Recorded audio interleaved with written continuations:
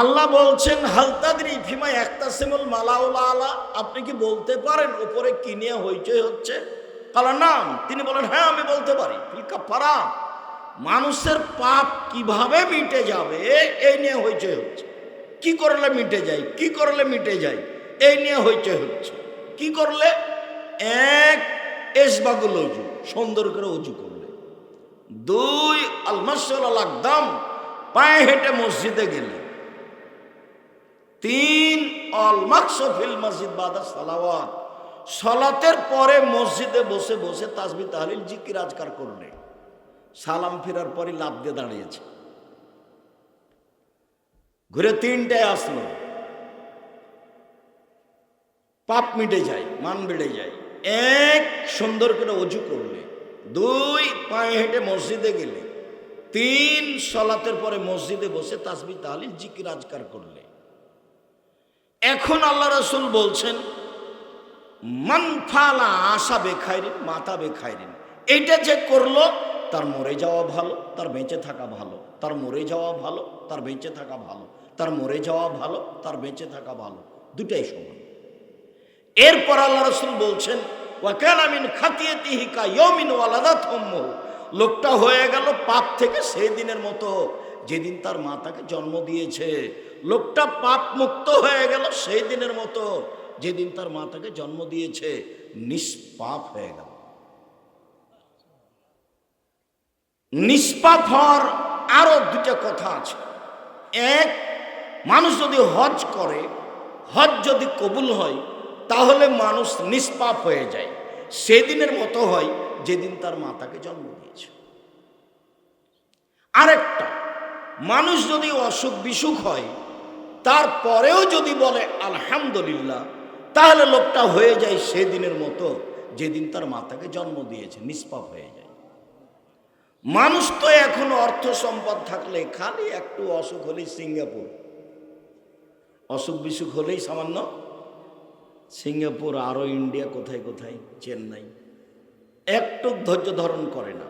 অথচ আল্লাহ নবী বলছেন যে মানুষের যদি জ্বর হয়, জ্বর, তাহলে তার শরীর থেকে পাপ ঝরে যায়।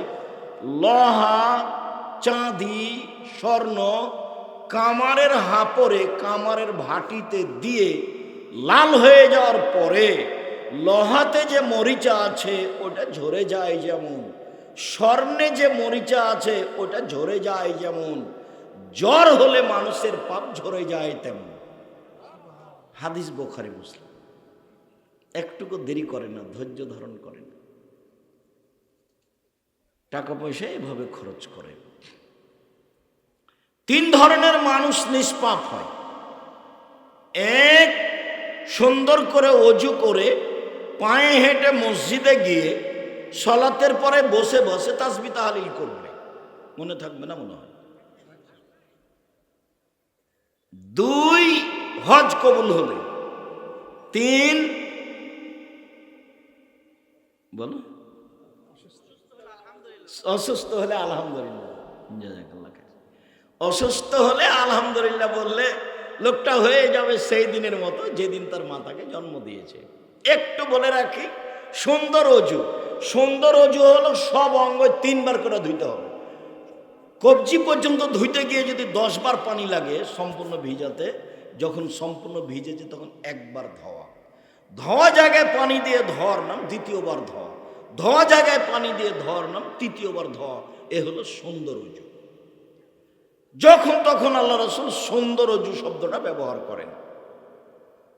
তিনি বলেন মানুষ যদি সুন্দর করে অজু করে তাহলে অজুতে তার সব পাপ মিটে গেছে। তো এখন সালাতটা কি হবে?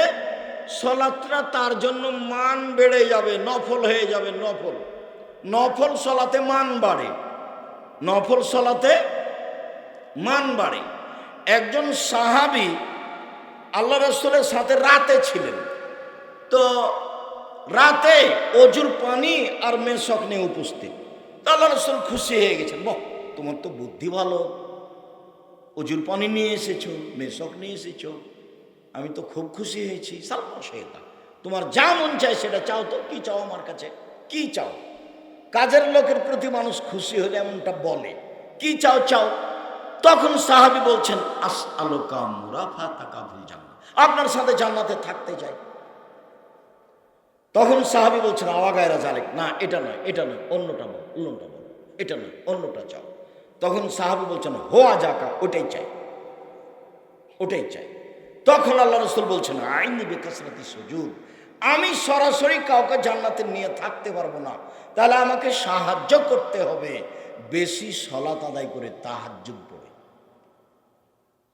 তাহাজ্জুদ পড়লে আমার সাথে থাকা যাবে। অবশ্য নবীর সাথে থাকার আরো দুটা পথ আছে, খুব সুন্দর, একবারে তাজা পথ। সেটা কি? আল্লাহ রাসূল বলছেন মানা আলা জারিয়াতাইনে, কেউ যদি দুইটা মেয়ের লালন পালন করে, দুইটা মেয়ে, দুটা বেটি লালন পালনের কথাটা একটু পরে বলছি। কি লালন পালন? পরের হাদিসে লালন পালন করে, বিবাহ শাদী দিয়ে দেয়, তাহলে সেই পিতা আর আমি জান্নাতে এইভাবে থাকবো। তখন তর্জনী আর মধ্যময় দুইটা আঙ্গুল ইশারা করে দেখালেন এবং জমা করে দিলেন, পাশাপাশি একসাথে লেগে থাকবে সেই লোক আর আমি একসাথে থাকবো। আর একটা পথ আছে। সাহল ইবনে সাদ রাদিয়াল্লাহু তাআলা আনহু বলেন রাসূল সাল্লাল্লাহু আলাইহি সাল্লাম বলেছেন কাফুলিল ইয়াতীম আনা হুয়া ফিল জান্নাতে হাকাজা, যে ব্যক্তি এতিমের লালন পালন করবে সেই ব্যক্তি আর আমি মুহাম্মদ সাল্লাল্লাহু আলাইহি সাল্লাম জান্নাতে এভাবে থাকবো। তখনও তর্জনী আর মধ্যমা পাশাপাশি করলেন, তবে একটু ফাররাকা বাইনা, একটু ফাঁকা রাখে। এতিমের লালন পালন করে থাকা যাবে সাথে, তো একবারে লাগালাগি নয়। আর মেয়ের যদি বিবাহ শাদী দিয়ে দেয়, লালন পালন করে মেয়ে দুইটা, তাহলে একসাথে। তাহলে এখানে পরের হাদিসটা একটু বলি। আল্লাহ রাসূল বলছেন যে মান আলা সালাসা বানাতিনকে, যদি তিনটা মেয়ের লালন পালন করে, তিনটা বেটির লালন পালন করে, কিভাবে? আল্লামাহুন্না, তাদের বিদ্যা শিখিয়ে দিল। 2 ওয়া আদাবাহুন্না, তাদের শিষ্টাচার শিখিয়ে দিল। 3 আহসানা ইলাইহিন্না, তাদের সাথে ভালো আচরণ করলো, বিবাহ শাদী দিয়ে দিল। তাহলে সেই মেয়ে তিনটা পিতার জন্য জাহান্নাম থেকে অন্তরাল হবে। ওইদিকে জাহান্নাম আর এইদিকে ওর পিতা পিছনে, আর ওরা তিনটা মেয়ে মাঝামাঝিতে আছে। ওরা বলবে আগে আমার বাপ জান্নাতে যাবে, তারপরে কোনো কথা। একবারে শক্তভাবে বেঁকে বসবে, আমার পিতার জান্নাত আগে, তারপরে কোনো কথা। আরে এখন যদি একটা মেয়ে জন্ম নেয়, তাহলে দাদি নানি বলে কি করবি রে, কি করবি, ডিপিএস খুল। আর একটা যদি জন্ম নেয়, তাহলে মন খুব খারাপ, গরু গাভী কিছু কিন, কি করবি। যদি তিনটে হয়, তাহলে যে বউ তালাক দে, বউ তালাক দে, বউ চলবে। মানে জাহেলিয়ত দিয়ে পূর্ণ। মা বেটি ছেলে বাপ কেউ শিক্ষিত নয়, সবাই পশু প্রাণীর মতো। বুঝে না ওরা, অন্তর আছে, বুঝে না, বুঝা দরকার। দেখেও দেখে না ওরা, চক্ষু আছে দেখে না, শোনেও শোনে না ওরা, কান আছে শোনে না। উলাইকা কালানাম, তারা পশু প্রাণীর মতো, তারা গরু ছাগলের মতো, তারা কুকুর স্ত্রীর মতো, বালুম বাজাল, বরং তার চেয়ে খারাপ। বাপ যে শিষ্টাচার শিখিয়ে দিবে, বাপ শিষ্টাচার জানে, বাপের বাপ জানে না শিষ্টাচার কাকে বলে, আর বাপও জানে না শিষ্টাচার কাকে বলে। এটা তো আবার বগড়া। আব্দুর রাজ্জাক সাহেব এটা আবার বগড়া বলে কি বলতে চাইলেন? এটা আবার বগড়া বলে দুইটা জিনিস বলতে চাইলাম। রংপুর, দিনাজপুর, লালমনিরহাট, নীলফামারী, কুড়িগ্রাম, পঞ্চগড়, ঠাকুরগাঁ, গাইবান্ধা, বগুড়া, জয়পুরহাট, এইসব ডিস্ট্রিক্টের লোকদের দুইটা জিনিস দুর্বল আছে বেশি, অন্য জেলাতে আছে। তার একটা হলো এরা শ্বশুরের কাছে যৌতুক নেই, টাকা নেই। অথচ বহুদিন বলেছি যে ভিক্ষা করা টাকা দিয়ে চাউল কিনে ভাত খেয়ে ইবাদত কবুল হবে, ভিক্ষা করা টাকা দিয়ে চাউল কিনে ভাত খেয়ে ইবাদত কবুল হবে। যৌতুকের টাকা দিয়ে চাউল কিনে ভাত খেয়ে ইবাদত কবুল হবে না। এই যে আমি বললাম, দেখি কোন মায়ের বেটা একে উল্টে এভাবে ধরতে পারে। 30 বছর থেকে বলছি, 24 ঘন্টার মধ্যে টাকা মোটর সাইকেল সাইকেল যা আছে সব ফেরত দিতে হবে। ভিক্ষা করে খাবা, ভিক্ষা করে খাও বাব্বাটা। শ্বশুরের টাকা নিবা কেন? লজ্জা হয় না? কি পড়াশোনা করেছ? দিন মজুরি করে খাও, মানুষের বাড়িতে কাজ করে খাও, যৌতুক নিবা কেন? আর আরেকটা খারাপ আচরণ, সেটা হলো বোনদেরকে জমি দেয়নি। আমি বলেছি তোমার বাপকে যদি কুকুর শ্রীগালের চেয়ে খারাপ প্রমাণ করতে না পারি তো আমি বক্তব্য দিব না। তোমার বাপ কুকুর শ্রীগালের চেয়ে খারাপ। তোমার দাদা 10 বছর হলো মরা, তোমার বাপ জমি ভোগ করছে, তোমার দাদার 15 শতক জমি রেখে গেছে তোমার দাদা, তোমার বাপ নিবে 10 শতক আর তোমার ফুফু নিবে 5 শতক। তুমি কি বলতে পারো যে তোমার বাপ সকালে নিবে আর তোমার ফুফু বিকালে নিবে? না, এটুকু সুযোগ নাই। তাহলে 10 বছর চলে কি করে? তুমি বলে দিও তোমার বাপকে, আব্বা ভাগ্য নিয়ে এসেছি, ভাগ্য ছেড়ে আসেনি। শোনেন, ভাগ্যে যদি জমিদারি থাকে জমিদারি করে খাবো, ভাগ্যে যদি ভিক্ষা করা থাকে ভিক্ষা করে খাবো। ফুফুর জমি খেয়ে বাঁচতে রাজি নয়। আগামীকাল সন্ধ্যা হতে হতে ফুফু যে জমি জায়গা পাবে তা ভাগ করে দেন। কেন তোমার বাপ জমি নিয়ে আছে তোমার ফুফুর? তোমার ফুফু জমি চাইলে তোমার বাপ মন খারাপ করে কেন? তোমার বাপ কুকুর শ্রীগালের চেয়ে খারাপ। তোমার বাপ কুকুর শ্রীগালের চেয়ে খারাপ, এটা যদি আমি প্রমাণ করতে না পারি আমি বক্তব্য দেব না। সম্মানিত দিনী ভাই বোন, আমি বলছিলাম রাসূল সাল্লাল্লাহু আলাইহি ওয়াসাল্লাম যা বলেছেন তাতে 3টা কাজে মানুষের মান বেড়ে যায়, পাপ মিটে যায়, লোকটা হয়ে যায় সেই দিনের মতো যেদিন তার মা তাকে জন্ম দিয়েছে, নিষ্পাপ হয়ে যায়। অসুখ বিসুখ হলে মানুষের পাপ ঝরে যায়। একটা লোককে আল্লাহ জান্নাতে দিবেন কিন্তু নেকি ওই পরিমাণ করতে পারছে না, তখন আল্লাহ তার গায়ে অসুখ বিসুখ দিয়ে দিবেন, দিয়ে তাকে ওই পর্যন্ত পৌঁছে মরণ দিবেন, যাতে করে যেটা জান্নাত তার ভাগ্যে লেখা আছে সেটা যেন ও পায়। তো জান্নাত পায় এই কথাটা বলতে সামনে বাড়ি কি করে আবার একটা কথা মাথায় ধাক্কা খাচ্ছে। উমামা বাহেলি রাদিয়াল্লাহু তাআলা আনহু বলেন, রাসূল সাল্লাল্লাহু আলাইহি সাল্লাম বলেছেন, আনা যাইমুন বিবাইতিন লিমান তারাকাল মিরাহ ওয়া ইন কানা মুহিক্কান। মানুষ যদি তর্ক ছেড়ে দেয় সত্য হলেও তর্ক করবে না। মানুষ যদি তর্ক ছেড়ে দেয় সত্য হলেও আমি মুহাম্মদ সাল্লাল্লাহু আলাইহি সাল্লাম তাকে জান্নাতে একটা ঘর নিয়ে দেব। তর্ক আব্দুর রাহিম সাহেব এটা বলেছেন, আরে না এটা বলেছেন, আরে না এটা বলেছেন। আচ্ছা ঠিক আছে, আসসালামু আলাইকুম, আপনি থাকেন, আমি গেলাম, আমি তর্ক করতে রাজি না। যেই তর্ক ছেড়ে দিবে সত্য হলেও আমি মুহাম্মদ সাল্লাল্লাহু আলাইহি সাল্লাম তাকে জান্নাতে একটা ঘর নিয়ে দেব। 2 ওবে বাইতিন ফিরাবাদিল জান্নাত লিমান তারাকাল কিজবা ওয়া ইন কানা মাযে। মজাক করে হলেও কেউ যদি মিথ্যা ছেড়ে দেয়, মজাক করেও মিথ্যা বলবে না, এত শক্ত থাকে মিথ্যা না বলার উপরে। মজাক করে হলেও যদি মিথ্যা না বলে আমি মুহাম্মদ সাল্লাল্লাহু আলাইহি সাল্লাম তাকে জান্নাতের মাঝে একটা ঘর নিয়ে দেব। 3 ওয়া আলাল জান্নাহ লিমান হাসানা খুলুকাহু। যে তার চাল চলনকে ভালো করলো আমি মুহাম্মদ সাল্লাল্লাহু আলাইহি সাল্লাম তাকে জান্নাতুল ফেরদাউস নিয়ে দেব।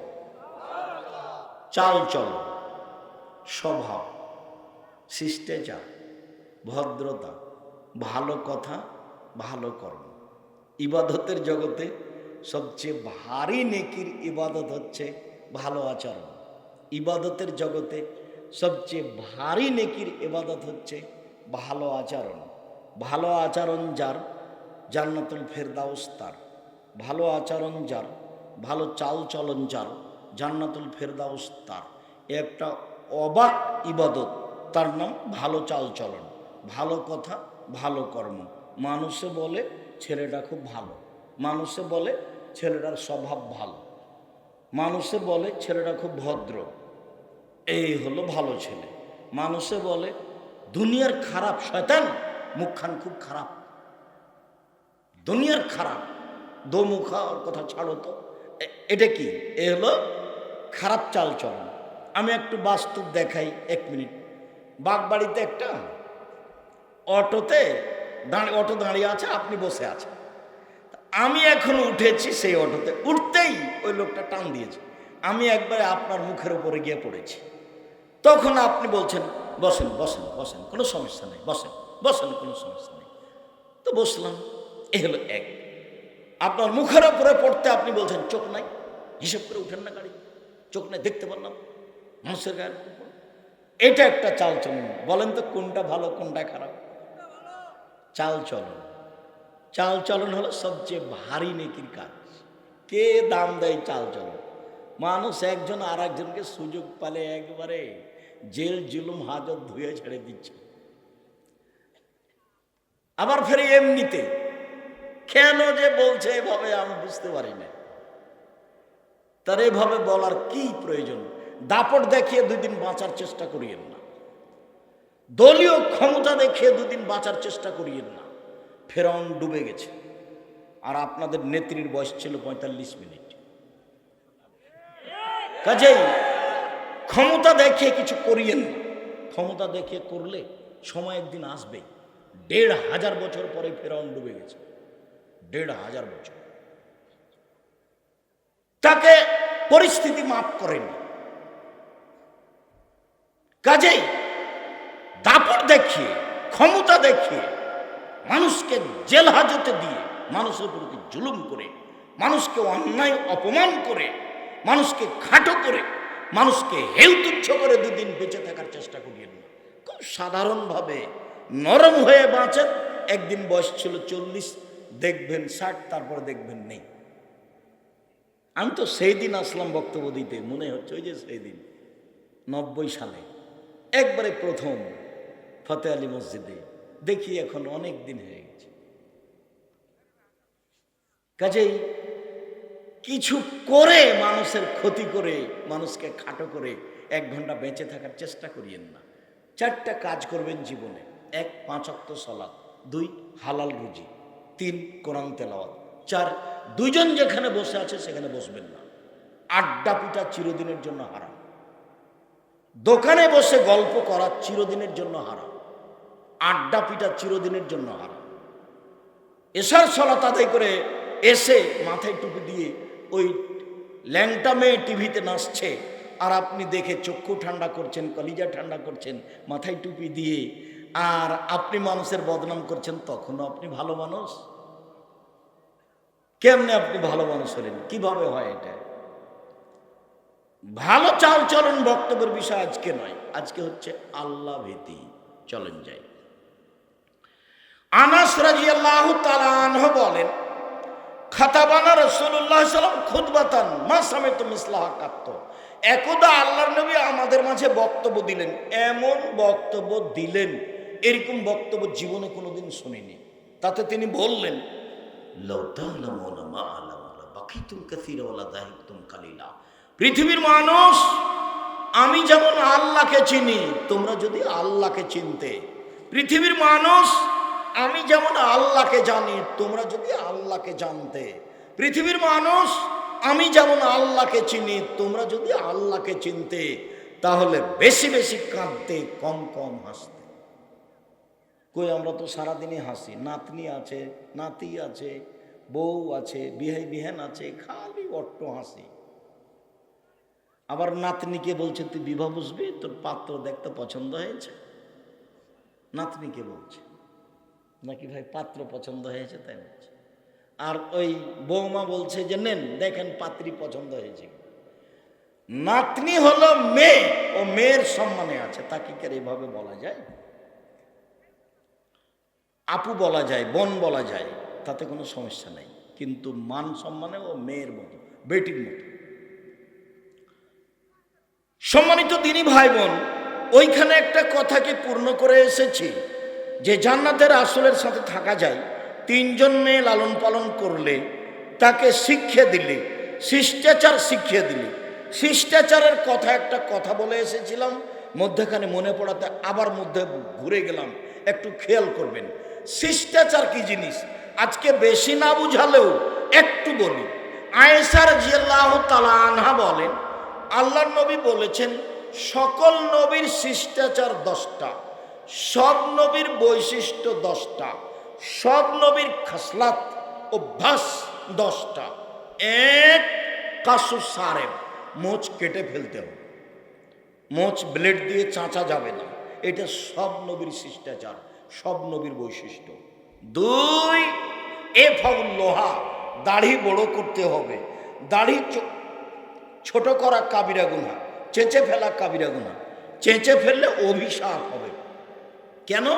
চেঁচে ফেললেও মহিলা হতে চায়, মহিলার দাড়ি নেই, এই জন্য চেঁচে ফেলাটা অভিশাপ, চেঁচে ফেললে অভিশাপ হবে।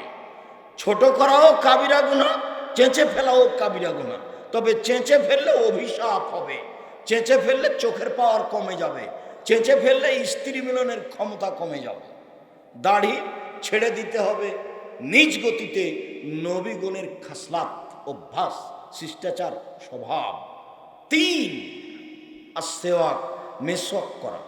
অন্য হাদিসে এসেছে, আমি ভারী না মনে করলে আমার উম্মতকে 5 ওয়াক্ত সালাতে মেসওয়াক করার আদেশ করে দিতাম। যতবার জিবরাইল আমাদের নবীর কাছে এসেছেন বলেছেন দাঁত পরিষ্কার করেন, দাঁত পরিষ্কার করেন, দাঁত পরিষ্কার করেন, তখন আমাদের নবী বলছেন মনে হচ্ছে যে দাঁত পরিষ্কার করতে করতে মুখের সামনের দিক ছিলাই ফেলি নাকি। তাই আমি বলেছিলাম যে মুহাম্মদ সাল্লাল্লাহু আলাইহি সাল্লাম যদি নূরের তৈরি হন তাহলে তাকে দাঁত পরিষ্কার করতে হবে কেন? জিবরাইল কয়বার দাঁত পরিষ্কার করেন? জিবরাইল কয়বার করেন? একবারও না। কেন? ওর পদার্থ ভিন্ন, ওর তৈরি পদার্থ ভিন্ন, ওটা নূর, ওটা আলো। আর মুহাম্মদ সাল্লাল্লাহু আলাইহি সাল্লাম মাটির তৈরি, এর পদার্থ ভিন্ন, মুখে মানবিক গন্ধ আছে, সেই জন্য ভদ্রলোক এই বাক্য সহ্য করতে না পারে কিনা ধুইয়া দিল। যখন এখন দেখছেন কিছু আলেম ওলামা, কিছু আলেম ওলামা করে ধুয়ে দিচ্ছে, তিনিও খুব ধুয়েছিলেন একবারে সুন্দর করে। তা আমি বললাম যে মুহাম্মদ সাল্লাল্লাহু আলাইহি সাল্লামের মুখে মানবিক গন্ধ ছিল, যার কারণেই তিনি ঘুম থেকে উঠলে দাঁত পরিষ্কার করতেন, বাড়ির বাহির থেকে ভিতরে গেলে দাঁত পরিষ্কার করতেন, তারপরে আপনার সলাতের সময় দাঁত পরিষ্কার করতেন। আয়েশা রাদিয়াল্লাহু তাআলা আনহা বলছেন এইভাবে তিনি দিন রাত দাঁত পরিষ্কার করে রাখতেন। আবার মুহাম্মদ সাল্লাল্লাহু আলাইহি সাল্লাম নিজেই বলছেন যখনই জিবরাইল আসে বলেন দাঁত পরিষ্কার করেন, দাঁত পরিষ্কার করেন, দাঁত পরিষ্কার করেন। আমার মনে হলো মুখের সামনের দিক ছিলেই ফেলি নাকি। তো সব নবীর অভ্যাস ছিল, শিষ্টাচার ছিল, খাসলাত ছিল দাঁত পরিষ্কার করা। 4, ইন্তেকাসুল মা, পেশাব পায়খানার পরে পানি দিয়ে পবিত্রতা অর্জন করা। আগে ঢেল টিস্যু পেপার, পরে পানি, এ কথা মিথ্যে। পানি দিয়ে পবিত্রতা অর্জন করা সব নবীর স্বভাব। ইব্রাহিম আলাইহিস সালাম, মুসা আলাইহিস সালাম, মুহাম্মদ সাল্লাল্লাহু আলাইহি সাল্লাম পেশাব পায়খানার পরে পানি দিয়ে পবিত্রতা অর্জন করার পরে হাতটা মাটি দিয়ে মেজে নিতে হবে, এটা ছিল নবীদের খাসলাত স্বভাব অভ্যাস। এখন পানি ব্যবহার না করে আগে ঢেল টিস্যু পেপার, আবার 40 কদম, আবার পায়ের ওপরে পা উঠানো, আবার খক খক করে কাশা, একবারে নোংরামি, একবারে বেহায়াই। যদি 40 কদম হাঁটতেই হয় পেশাব পায়খানার পরে পবিত্রতা অর্জনের জন্য, তাহলে তার বউকেও হাঁটতে হবে। তার বউ ঢেল টিস্যু পেপার নিয়ে 40 কদম হাঁটবে, পায়ের উপরে পা উঠাবে, খক খক করে কাশবে। বলে কেমন করে সাজে? বলে পুরুষকে যেমন করে সাজে। পুরুষও যখন এমন করে তো মহিলাটাকে কেমন কেমন লাগে, তো মহিলা যদি এমন করে তাহলে পুরুষটাকেও কেমন কেমন লাগে। ধর্ম তো আর পাগল হয়নি। সব নবীর অভ্যাস ছিল পেশাব পায়খানার পরে পানি দিয়ে পবিত্রতা অর্জন করা। আগে ঢেল টিস্যু পেপার, পরে পানি, এটা মিথ্যা ধর্ম। যখন পানি নেই তখন ঢেল টিস্যু পেপার, এইটা মুহাম্মদ সাল্লাল্লাহু আলাইহি সাল্লাম বলেছেন। 5, কাসুল আজফার, নখ কেটে ফেলা। নখ সব নবীর অভ্যাস, শিষ্টাচার, নখ কেটে ফেলা। তো মেয়েকে শিষ্টাচার শিখাবে, কি শিষ্টাচার শিখাবে? মাও জানে না শিষ্টাচার কাকে বলে, বাও জানে না। শুনেছে শিষ্টাচার একটা শব্দ, শিষ্টাচার কি? আরে ধৈর্য শব্দ যেমন সবাই বলে ধৈর্য, কেউ কি জানে ধৈর্য কি জিনিস? ধৈর্য হলো ঘোড়ার ডিম। সবাই বলে ঘোড়ার ডিম, কেউ দেখেনি, তো তাই হলো ধৈর্য। যার যখন সুযোগ আছে সেই তখন একবারে ইচ্ছা মতো বলে নেয়, সবাই বলে ধৈর্য। যার যখন সুযোগ আছে সেই তখন ইচ্ছা মতো জেল হাজত দিয়ে নেয়, সবাই বলে ধৈর্য। একজন বিপদে পড়লে আর একজন খুব হাসি দেয়, আবার গরু জবাই করে। গরু জবাই করতে আমি নিজে দেখেছি, গরু জবাই করতে আমি নিজে দেখেছি। সবাই বলে ধৈর্য। ধৈর্য কি জিনিস? ধৈর্য কি ঘোড়ার ডিম?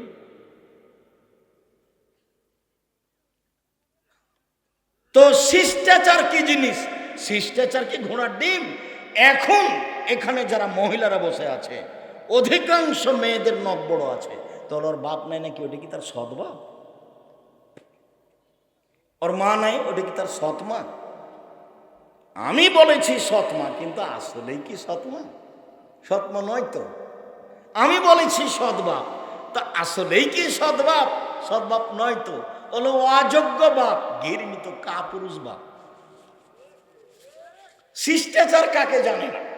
আল্লাহর নবী বলছেন যে ওই মেয়ে বাপের জন্য অন্তরাল হবে জাহান্নাম থেকে বাঁচার জন্য। যেই বাপ মেয়েকে বিদ্যা শিখিয়ে দিল, শিষ্টাচার শিখিয়ে দিল, ভালো আচরণ করলো, বিবাহ শাদী দিয়ে দিল, সে মেয়ে তিনটে হবে অন্তরাল। শিষ্টাচার কাকে বলে? শিষ্টাচার কি জিনিস? সামনের দিকের মাথার চুল ছোট করা, সেটাই কি শিষ্টাচার? সব চুল ছোট করা, সেটাই কি শিষ্টাচার? ভুরু তুলে চিকন করা, সেটাই কি শিষ্টাচার? দাঁত ছিলে চিকন করা, সেটাই কি শিষ্টাচার? এই নগ্ন স্কিন পায়জামা পরা, সেটাই কি শিষ্টাচার? আরে একবারে স্কিন পায়জামা পরে আছে আর বাপের মাথায় টুপি আছে, সব বছরই হজ করে, ওমরা করে মাসে মাসে। এটা বাপ আর এটা বেটি। আমি বলেছি সৎ বাপ, আপনি বলছেন আব্দুর রাজ্জাক সাহেব এভাবে বলিয়েন না। বলেন আমি কি করতে পারি? আপনি যদি স্বাভাবিক মনে করেন তাহলে এটা মিথ্যে। আপনার নাম মুসলিম আর আপনার ধর্মের নাম ইসলাম। ইসলাম মানে মেনে নেওয়া, মুসলিম মানে মেনে নিয়েছি। ইসলাম মানে মেনে নেওয়া, মুসলিম মানে মেনে নিয়েছি। বলেন আপনি কি মেনে নিয়েছেন? শিষ্টাচার কাকে বলে? কাপড় পরার সময় ডান হাতটা ঢোকাতে হবে আগে, এর নাম শিষ্টাচার। শিষ্টাচার কাকে বলে? বাচ্চার জুতা পরালে ডান পায়েরটা আগে পরাতে হবে, তার নাম শিষ্টাচার। শিষ্টাচার কাকে বলে? মসজিদে ঢোকার সময় ডান পাটা আগে দিতে হবে, তার নাম শিষ্টাচার। শিষ্টাচার কাকে বলে? বাচ্চাকে ডান কাতে শোয়াতে হবে দোয়া পড়ে, তার নাম শিষ্টাচার। শিষ্টাচার কাকে বলে? বাচ্চাকে দুধ খাওয়ানোর সময় বিসমিল্লাহ বলতে হবে, নইলে শয়তান দুধ খাবে, খাবেই, নিশ্চিত খাবে, অবধারিত খাবে, খাবেই খাবে। নবী বলেছেন খাবে, অতএব খাবে। মা যখন বাচ্চাকে দুধ খাওয়াবে তখন মায়ে বিসমিল্লাহ বলবে। শিষ্টাচার কাকে বলে? পেশাবখানায় যাবে, পায়খানায় যাবে, দোয়া বলে দিবে। শিষ্টাচার কাকে বলে? গিলাসটা ডান হাতে ধরবে। শিষ্টাচার কাকে বলে? ডান হাতে খাবে। শিষ্টাচার কাকে বলে? সালাম দিয়ে বাড়ি থেকে বের হবে। শিষ্টাচার কাকে বলে? সালাম দিয়ে বাড়িতে ঢুকবে। শিষ্টাচার কাকে বলে? শিষ্টাচার কি জিনিস? নখ বড় আছে তখনও তার বাপ ভালো মানুষ, তার বাপ খারাপ মানুষ, অযোগ্য মানুষ, ও সৎ বাপ, ও সৎ বাপ, ও মা সৎ মা। ওই মা জানে না মা কাকে বলে। ওর বাপ বিবাহ দিয়েছে, স্বামীর কাছে গেছে, তাই তার বাচ্চা হয়ে গেছে, সেই জন্য মা। ওর জানা নাই মা কাকে বলে। চিরদিন 30 বছর থেকে বলে আসছে একটা হাদিস, যখনই কোনো বক্তব্য দিয়েছে তখন সে হাদিস এসেছে মা কাকে বলে। তখন আমি জাবেরের হাদিসটা বলেছি। জাবের রাদিয়াল্লাহু তাআলা আনহু বলেন, রাসূলের সাথে আমরা এক জায়গা থেকে যুদ্ধ করে আসছি, এখন মসজিদে ঢুকবো। আল্লাহ রাসূল বলেন, এই থামো থামো থামো, সবাই এখানে থাকো, সকালে যাও, এখানে রাতে থাকি, মদিনায় সকালে ঢুকবো।